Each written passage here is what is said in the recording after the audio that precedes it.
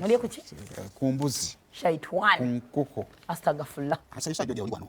Mayinza nasala bunava ku byonna byotayagala. Byonna. Kakati wa Masimba Automotive gana ente pikipiki. Atetingako gayi nga siramu nangamba bwenyama yajiba ku mamange yangamba alimba. Naye kyamazima. Nga tasobola. Naye kyamazima. Bambi obwesigwa. Kwe kugivaako kwagenda kuddayo omukiisinge. Abaana baali bayombeyo ku TikTok bansesa nno nga bayombera eddiini. Osobolera ddala. Weefuula omusiraamu nnyo wano ng'oyagala abasajja batali basiraamu. Bannaye ebintu bya Nambwayo byazzeemu.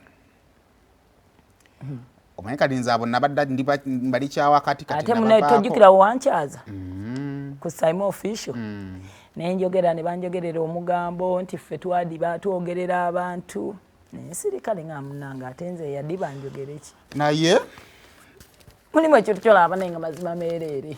Anyway, nze batiimu Nambwayo topowa batuufu naye ekizibu kiri bwe kiti ne musajja gwaliko nze nja okugamba ekigambo kye twayogerako Seyimu nkiggumiza abo abaana omu bw'atatuula n'asalawo ye nga ye omu ku bo awo bajja kujjawo omulambo. Omanyi zino njagala kibategeezeeko kye kintu kimu omwavu we bamugoba ku ttaka abagagga babasiba bababbako ettaka era ebintu bye babimalira mu makooti. Ensonga lwaki ettaka ly'omwavu bwe libbibwa kinaawo kisaasaana kikola amawulire kubakemba nina muganda wange emba ngenda kufiirako tubisomako mu mawulire wano ku terefayina. Kati problem gye tulina yona ku wakati abasindiikiza Nambwayo mu butuufu bwammwe ne gwabbako kaalina naye kaakati nze ndi mwavu ayagala emirembe nkyetraininze nno si kyangu. Awo kawe wali nze kasita tokwata kujje singa abadde ku musajja mugagga era mugagga singa yabireka dda. Ani yadde akanyuga agundi what are they called? Oyo asikaali wa Suuna. Teri asikaali abanamanyi Mategula. Teri asikaali abanamanyi bwe gatyo naawe kati nga bapangula mategula asikaali ate ennyumba gye baazimba ne bateekako amategula asikaali ali gajjayo bw'ayase emmotoka waloge balekayo. Netegeyo ne mala ejja ne likuba direct mugundi osigaza obulamu oba maiti simanyi byala tugenda tukikola. aba baana tebalina bazadde. Nambwayo talina bazadde be. Ekyokubiri Nambwayo wabanga akyali ku kyapa ekyo yajja sigala yenna nnyiniwo. Buno buvidiyo bwafuluma bwali bwaki Obwa waliwo buvidiyo bwe nalaba nga butambula nga bagamba abaali boogera tusirise nalaba ne bantaginganamu hafi ndowooza munywe ku mazzi baddiŋŋanye. Omanyi baali baddiŋŋanye nina akaseera kenjogera ebyange kati ntandika okugoberera abasiru bye baagala tukole ki kasitambanga mu ntandikwa nayogera ebyaki kati ebyange nabyogera mu kusooka kati ndi mugobe basiru bye baagala tukole ki twogereko era byamu bajja okugamba RIP kyekisinga obuki obulungi naye amazima matuufu gali bwe gati ekisinga obulungi bw'aba omwana oyo alina abaana babiri alina n'ali mu lubuto nga ne ku kyapa kwali agenda sigala yenna nnyini awo era mu kaseera akatuufu alidda. Nze gye nakulira ninawaka we nalindabyeko nga waliwo omukyala aliwo nga mukulu nze nalani kutegeera nga yakola ki. Omukyala oyo wamala okufa ne wabawo omukyala eyadda omukyala eyaliwo waali wa mutabani we kati omukyalo nga mutabani we abeera n'omukyala ono we baawukana omukyala waali awukana ne mutabani we n'omwami omukyala n'agenda omutabani we n'aleeta maama we n'abeerawo. Maama bw'afa omukyala n'akomawo mu maka ge. Kaakati mu byonna we wabangawo ayinawo omugabo era tekugenda kukola ki kuvaawo ekibuuzo omugabo gwo anaagugaba nanga mufu. Kubanga ne bw'anaavaawo empapa tezijja kukyuka kubanga ono alina okuteekako omukono. Naye era osobola osigalawo ku mwena tunaafunako gwe tuligwerako obujulizi. So naye agenda kukola mikolo. Bagamba bagisazaamu bwe giddamu. Nangamba okukyala wekuvaayo.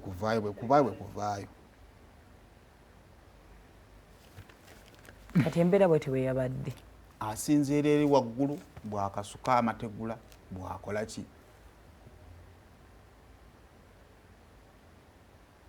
kati bano bo side ya Suuna bo balemesa nambwa yosula mu nnyumba kati Suuna yajja n'akulaga nti ali okay naye ate omukuumi we akola otherwise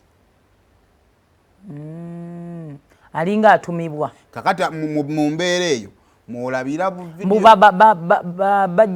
bamuggyako amasanyalaze anti ono yali agataddemu kati Suuna kyatakkiriza okubaako kyakola ku nnyumba eyo kwekwasa nti kinakolako kino kati wajja natekamu amasanyalaze ng'omwana agasala tagamba nti gajjeemu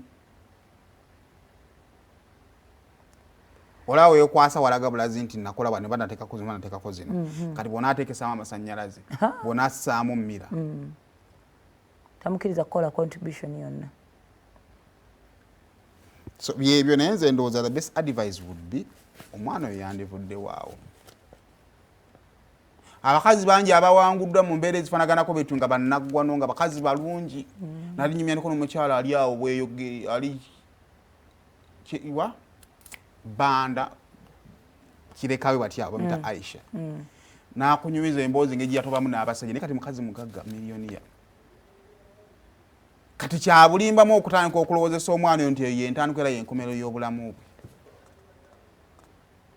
fe waliwo Dr. Kwef Chano waliwo gayi yatunyumiza nti awe Namasuba ayita ku maka ge bwati naye omanyi kye yakola yawa kyaliiwe ng'alina ebizibu byayitamu n'alya looni n'amuwa ekyapa ky'ennyumba ye ne bagitwala ali Bulaaya yagamba nakita bulamu ne bweyongerayo kakati nze waliwo abaana nabe nalabako baatwala ennyumba ya taata waabwe baakira ku makya amagye geetoolodde ennyumba yaabwe ne gawamba ennyumba lwoya yagitwala n'ogitwala kati bwe twakwiranga ng'abaana bayita ku nnyumba yaabwe bati ne bambuka ne bagenda mu kazigo gye baapangisa byonna bisoboka so kantu katono nnyo kasobola okukyusaamu mu bulamu katono bwe kati bannange obulamu kyekisinga tukyuzinge life over everything kale Ssebuggwawo ali ne Honorable Shamim Malende mubaka mukyala mu Kampala wano ate nga munnamateeka omuntu bwokera ku makya n'okkiriza nti omusango gunsinze ofiirwa ki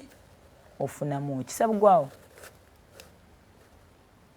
kale babale nnyo hafi nawe wennaatula ku BBS Faina nze Sulaiman Ssebuggwawo era akadde kano nkweza buterevu nga nsinzira wano e Kawempe ate ku ofiisi z'omubaka omukyala wa Kampala Honorable Shamim Malende era nga njagala kujjukiza nti emabegako abasibe abawagizi b'ekibiina ki National Unity Platform abamu bavaayo ne baba nga bakkiriza emisango egyabaggulwako mu kkooti y'amagye omuli n'ogw'okuba nti bavunaanibwa ogw'obutujju abasibe bamu bakkiriza emisango gino nolwaliro twagala Honorable atunnyonnyola engeri gy'ali munnamateeka kiki kye kitegeeza omuntu okukkiriza omusango naddala ogw'obutujju era omuntu oyo kiki kimukosa kitya oba kimuyamba kitya webale nnyo mukulu Ssebuggwawo wamu ne BBS Faina nze Shamim Malende omubaka omukyalo wa Kampala era omu ku bannamateeka b'abasibe bano oba abadde mpozi ekisingirako ddala obukulu okujjukira nti plea bargain omuntu ng'ali mu kkomera asobola okusalawo okuteeseganya ne state oba okusalawo okukkiriza nti yazza omusango guno then ne babeera nga bamusalirako ku kibonerezo so bannaffe bano process gye bayitamu ey'okuba nti yabatuusa ku ekyo eyo kye tuyita okubeera nga kiyitibwa plea bargain naye ng'okusingira ddala twagala okubajjukiza nti ebyo byonna plea bargaining erina okutuukibwako ng'omuntu yeeyagalidde nga takakiddwa era ng'akkiriza nti ddala kituufu ye yazza omusango guno kye tutasuubira nti mu mbeera eno kyakoze eki kyabaddewo naye obutabigendamu nnyo ebyo njagala kutegeeza nti omuntu yenna amaze okukkiriza omusango nti yagukola nga n'abeera nga bamuyingirizaako plea of guilt ne bamuconvict nga banemusingisa omusango abeera n'okukosebwa okw'enjawulo oluvannyuma nga amaze okufuluma ekkomera lino era kwayinza okulaba oluvannyuma ngenda kwesimba kusinziira ku mateeka ag'enjawulo era ge tulina agakulaga ekyo for example njagala kulaga nti bwogenda mu kawaayiro 8 clause ey'okubiri aka constitution wamu n'akawaayiro 122 aka constitution kalaga nti omuntu yenna asingisiddwako omusango oba nga bamaze kumuwozesa oba nga agukkiriza ye yennyini oluvannyuma lw'okuteeseganya oba kyonna kye kiri aba takyasobola mu by'obukulembeze kwesimbawo ku kifo kyonna naddala ku kifo ekyobukulembeze bw'eggwanga wamu n'ekifo katugambe ng'ekyokubeera omubaka wa paalamenti obwayiro bwo kye butegeeza kitegeeza nti bannaffe abakkiriza emisango gino mu maaso eyo ne babeera nga bandibadde balinamu embavu ezisobola okukulembera eggwanga lino oba okukiikirira ebitundu byabwe bajja kuba tebakyasobola etteeka terimanyi nti wakakibwa kubanga obeera ku likodi kiraga nti gwe wekkiririza ng'oyagadde so ekyo kyekisooka ekyokubiri bw'otunuulira akawaayiro akalala mu issues eza certificate of good conduct oba kye tuyita mu Interpol requirements abantu baffe abasinga bangi basobola okwagala okugenda e Bulaaya mu nsi ez'enjawulo okufuna emirimu egy'enjawulo n'okukola emirimu egy'enjawulo ojja kwetaaga nga waliwo ensi ezeetaaga certificate of good conduct ebe issuingiddwa office eno ya Interpol mu Interpol requirements bakulaga ensi ezimu zaagala okubeera nti nno omuntu alina okuba nga alina clean record nga tasingisibwangako musango kati kiba kitegeeza nti bano abakkiriza emisango mu mbeera yonna mu bagikkiririza baba tebakyasobola kufuna mukisa ogwo okubeera nga bakolera mu bitongole ebyebweru okubeera nga basobola okufuluma eggwanga ng'engeri gye baagaddemu naddala okukola mu nsi ezimu ezirina obukwakkulizo obwokuba nti olina okuba nga tosingisibwangako musango mpozi n'ekirala kye tusobola okutunuulira bw'oba otunuulidde mu okubeera mu kawaayiro 165 aka constitution kakulaga nti omuntu yenna wabanga asingisiddwa omusango aba takyasobola kubeera nga abeera public servant kiba kitegeeza nti ne opportunities ez'emirimu mu bitongole ebya gavumenti mu companies ez'amaanyi omuntu aba takyasobola kubeera nga abikolera ate n'omulimu gwonna kawobeere wano mu Uganda kizibu nnyo company yonna okukwesiga ng'olina past criminal record naddala ku misango nga gino eminene egyabasingisiddwa mu kkooti y'amagye so n'olwekyo bannaffe baba bagenda kufiirwa ebintu bingi nnyo mu kukkiriza emisango ffe gye tumanyi obulungi nti gyagwetekwako gyabateekebwako buteekebwa kale ssebo kale BBS Final ku kyalinze Sulaiman Sebugwawo nkwebaza okuba nga temunayo tugoberedde okuva gye twatandikidde katusinkana olunaku olw'enkya Ssaabasajja Kabaka awangaale ewe butusazeeko n'ebigambo bibadde birungi nnyo nnyini ddala kansuubira ofunyemu ekyokuyiga lunaku lwa Mande tukwagaliza wiiki ennungi Ssaabasajja Kabaka awangaale.